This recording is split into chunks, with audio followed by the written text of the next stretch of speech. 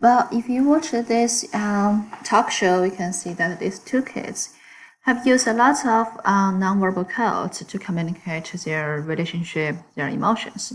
For example, they used the eye contact or they avoid the eye contact to communicate their emotions.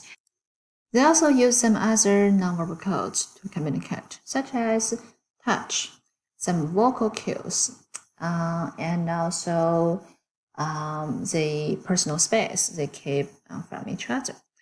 So let's take a look at these nonverbal codes. The first one we're going to discuss is kinesics, that refers to our body language. So by definition, kinesics are visible body movements that communicate meanings, including eye contact, facial expression, and gesture. So the way we pose or the way we stand, we sit, can actually communicate a lot of things. Let me describe a scenario for you guys. So let's say today I have something really sad. So I want to, I'm looking for some comfort from my friend.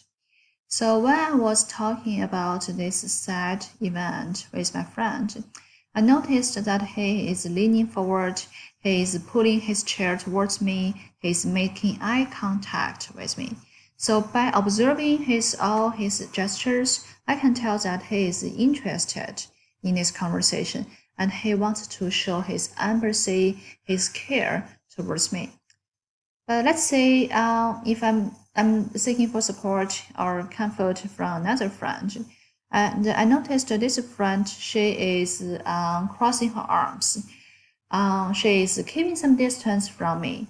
So easily I can tell that this person is not that very interested in this conversation, and it seems that she doesn't care about my situation.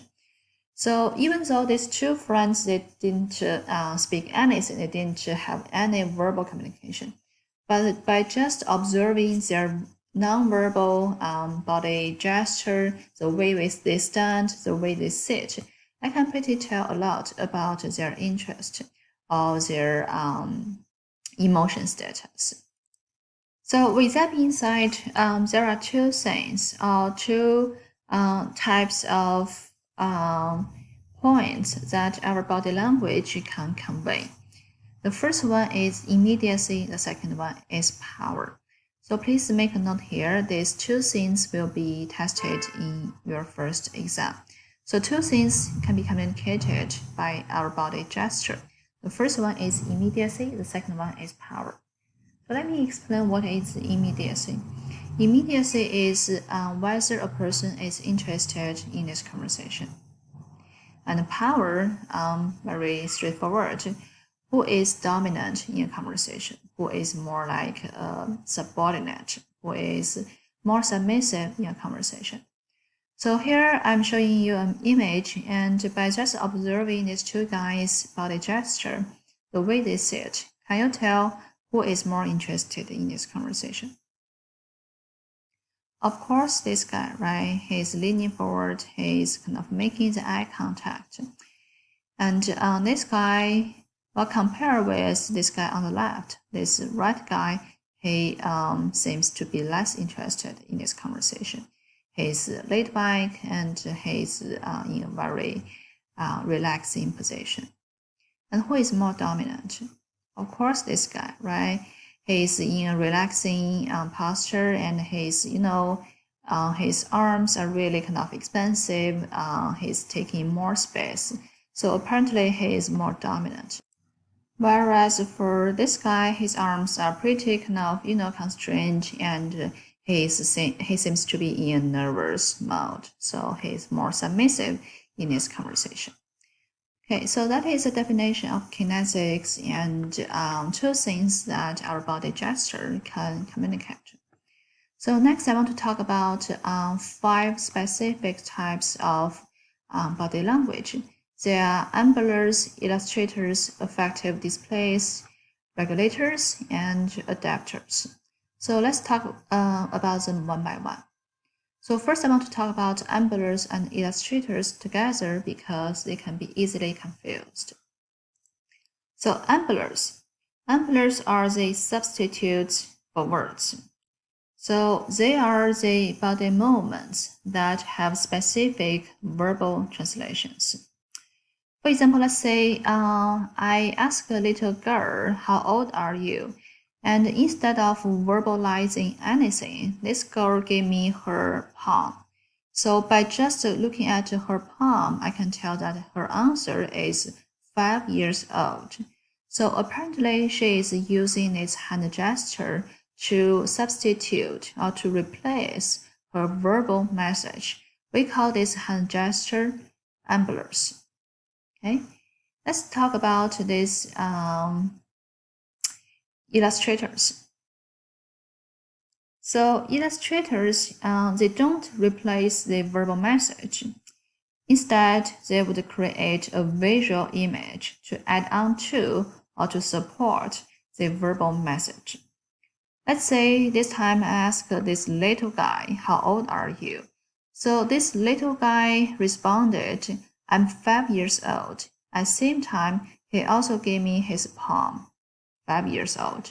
So this hand gesture would serve as an illustrator because it illustrates the verbal message. It didn't replace the verbal message.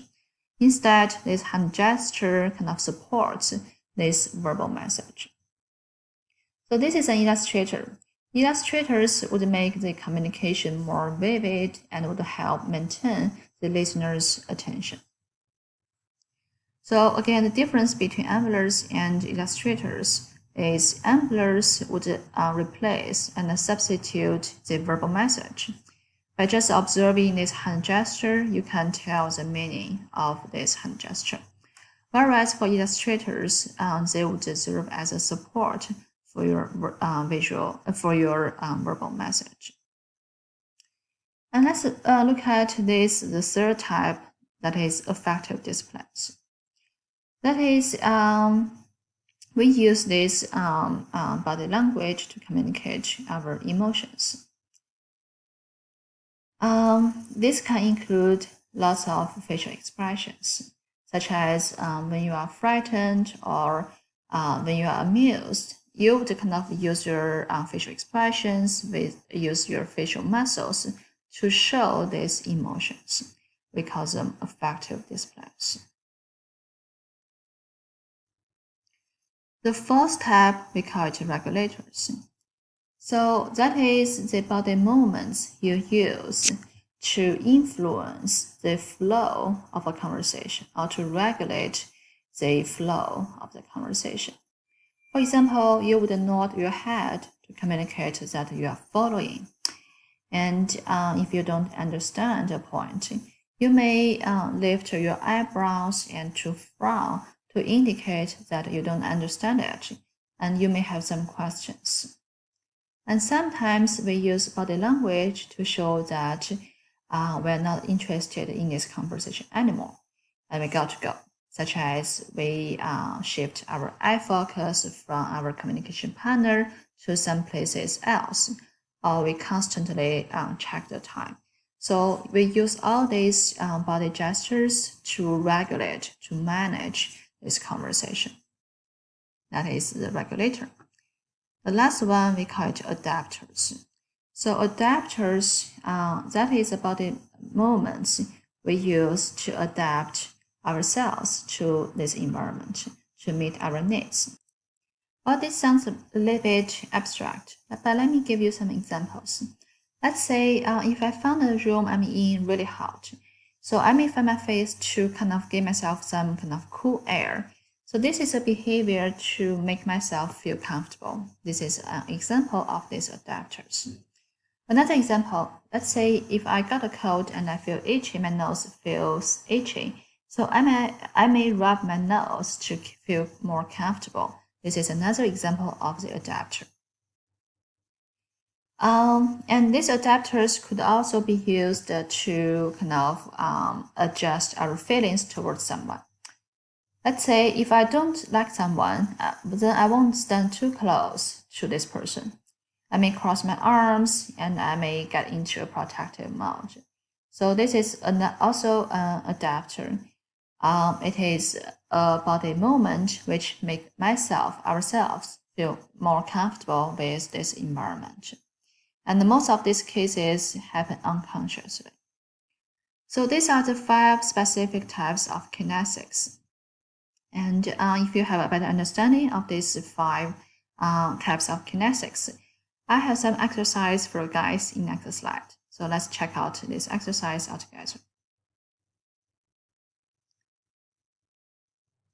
Okay.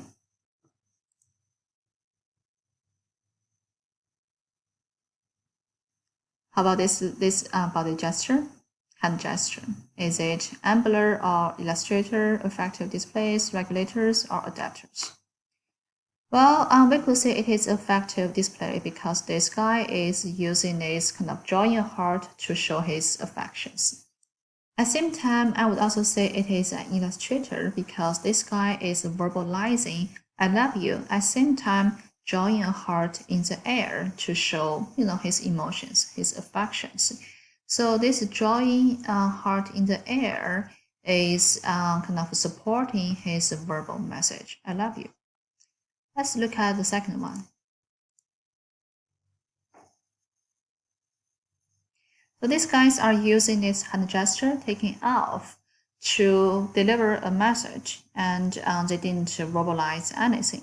So I would say it is an ambler, right?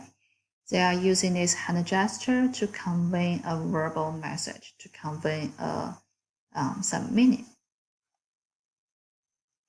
Well, this is kind of a photo, and I want to draw you guys' attention specifically to this guy, to his hand gesture here.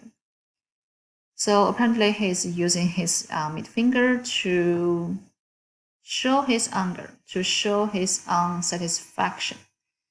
So which of these 5 it is?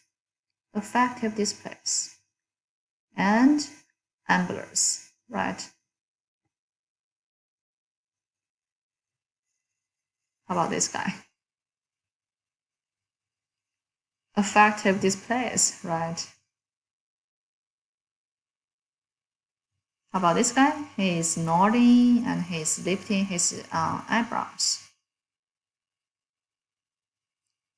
Regulators, right? He's using his facial expressions to control this conversation, to show his interest. And also, here is another kind of a video example. This is coming from the TV show Lie to Me, or Don't Lie to Me. I think it's Lie to Me. So it's like kind of epic opening scene. Take a look of this video and tell me which body gesture it is.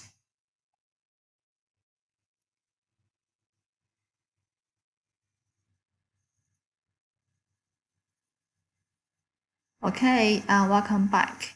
So I guess this one is a little bit kind of tricky. I want you guys to pay attention to this suspect, his facial expressions.